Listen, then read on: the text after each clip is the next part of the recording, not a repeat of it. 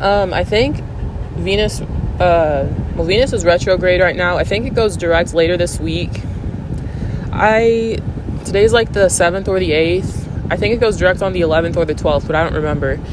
But anyway, I've been thinking about what I learned from this Venus retrograde, and since Venus is a planet in astrology that's about self-esteem and beauty, what your definition of beauty is, how beautiful you feel, how worthy you feel, if you feel valuable or not, what gives you pleasure in life. As humans, it's very complex.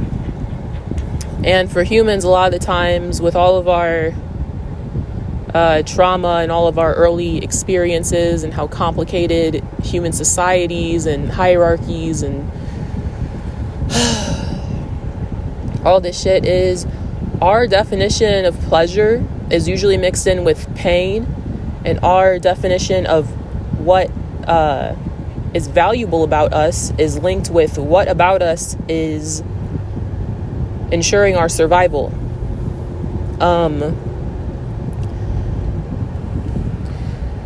Self-esteem is such a touchy thing. Like,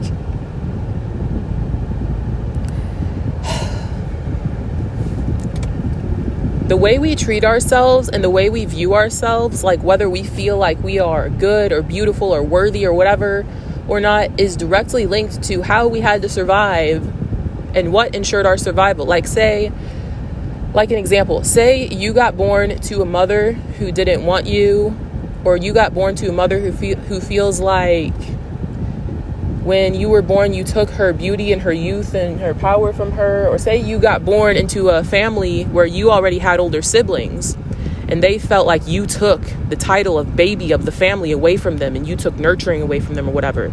So like everyone's raised in all these different ways. There's millions of different ways people can be raised. But in this example, I'm sure that your siblings and your mother would have some kind of hatred for you. And so in order to ensure your survival and that they didn't kill you or beat you up or torture you in the way that older siblings can torture younger siblings because of the power dynamic, you would have to act like you're not shit. You would have to learn that you deserve to be lower on the totem pole. Like, you have to kiss the ass of your mother or your older siblings and act like you're not shit and you're not worth anything or you don't deserve anything. And then if you appease their egos, they'll actually be nicer to you. Venus also rules what we do and how far we will go to ensure that others like us, that others find us pleasing or acceptable, so that they'll give us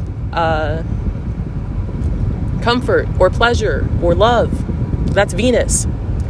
So if you look at the actual atmosphere on Venus, I'm trying to keep these videos under 10 minutes because my fucking iMovie and its big ass doesn't want it requires so much space, and I'm going to keep it short.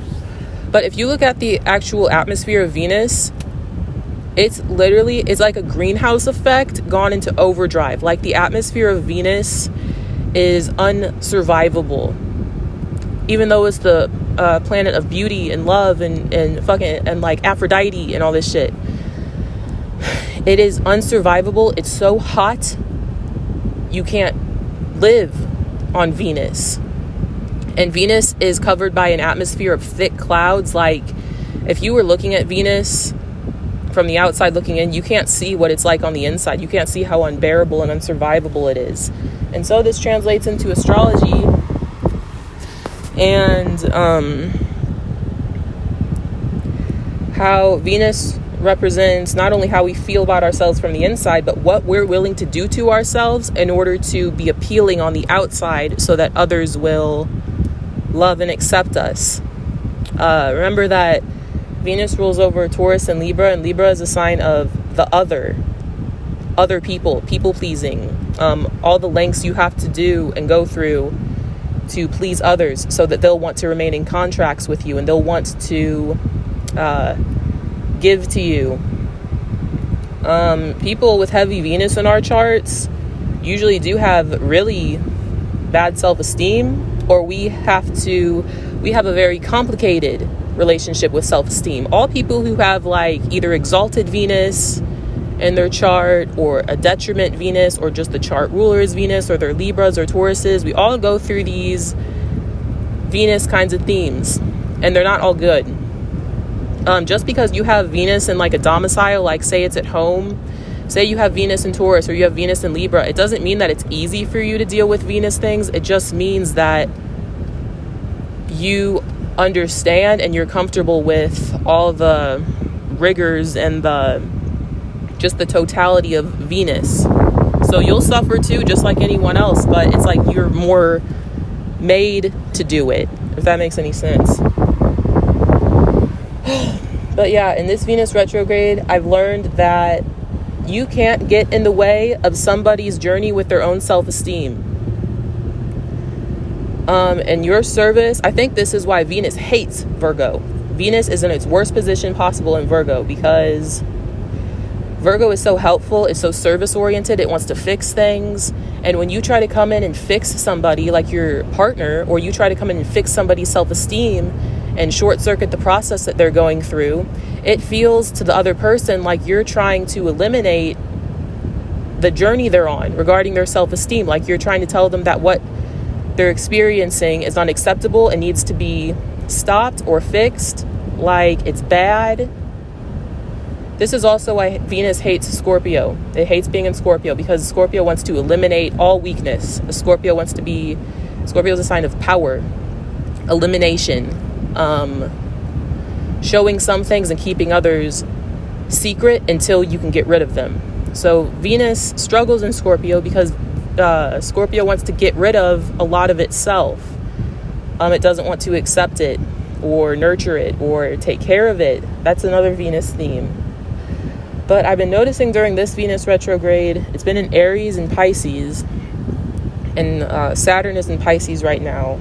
Right now, today, on April 7th or April 8th, whatever day it is, Venus is pretty closely conjunct Saturn and the North Node. And Saturn conjunct Venus is usually a very harsh placement, because you go through karmic cycles with your self-esteem, and your self-esteem will be in the trash can a lot of the times. And this is something I learned. It's actually impersonal how other people treat us. Whether other people value us or whether they decide to keep us around or take care of us, it usually does not have anything to do with you. It's because that person is on their own journey regarding self-esteem, and maybe you represent to them or you mirror something to them that they find unacceptable about themselves. They find unvaluable about themselves. So like my dumb bitch client, that old bitch, I call her that because they took my hours away from me. She didn't value herself.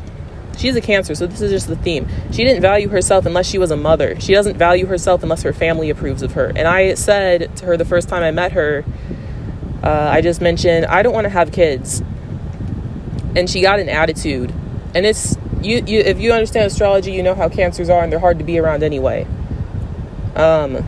But yeah, things spiraled, and they decided to make some shit up about me and devalue all the hard work I did and how much I helped and all the time I took out of my life and the early hours and late nights I worked for her. And they decided to say I did something that I didn't do. They decided to make some shit up about me, and they decided to let me go, but they were cowards about it. And I took it personally for a minute, but I realized the way that old fucking hag bitch treated me wasn't about me. It's because I represent something to her that she finds unacceptable or unvaluable or wrong about herself. Like if she would have made the choice to not have kids, her family business wouldn't have continued. Her family would have hated her. She would have been seen as selfish or unvaluable in her day and age, like a childless woman. Like, what's your fucking purpose? And she's old as shit. So it's a different time. But anyway, the way she treated me and the way her dumbass family treated me had nothing to do with me. It's because they feel like if they were me, they would not have gained acceptance or love. And so they can't wrap their head around that I can, because they're looking at me with the same eyes that they look at themselves at. And it has nothing to do with me. And if I am sitting here thinking these people are dumb as fuck, and I literally think they're stupid and ignorant and sheltered. I wonder, why the fuck do I care what they think? But it's because, see, self-esteem is so touchy. It's because they were paying me. They were my paycheck. My survival in some ways depended on them. And they rejected me. Like, since then I got a new client and everything is working out again. But imagine how deep it goes when it's your family conditioning you for self-esteem and survival. And we get conditioned to see what we deem valuable or worthy or beautiful about ourselves since we're infants. And usually, if you ever notice, Venus hates being in Aries also, because Aries is a very self-destructive sign. It's one of those signs, like Aries, they tend to go into solitude after when they're at their worst, and they try to destroy and rebuild themselves into a more powerful version of themselves so they can be number one again. And Venus was retrograding in Aries. I think about how, do you ever notice when you're at your weakest point and you feel unacceptable and unlovable, it's really hard to just sit it out and just wait it out. You'll usually destroy yourself and do whatever you have to do to become popular or acceptable again. Like, you'll change up your appearance, you'll lose however much weight you have to lose in order to be seen as valuable or worthy of attention and safety and inclusion. You'll destroy yourself to gain the acceptance of other people. And other people are destroying their self to gain the acceptance of other people too. And so it's like a never-ending cycle.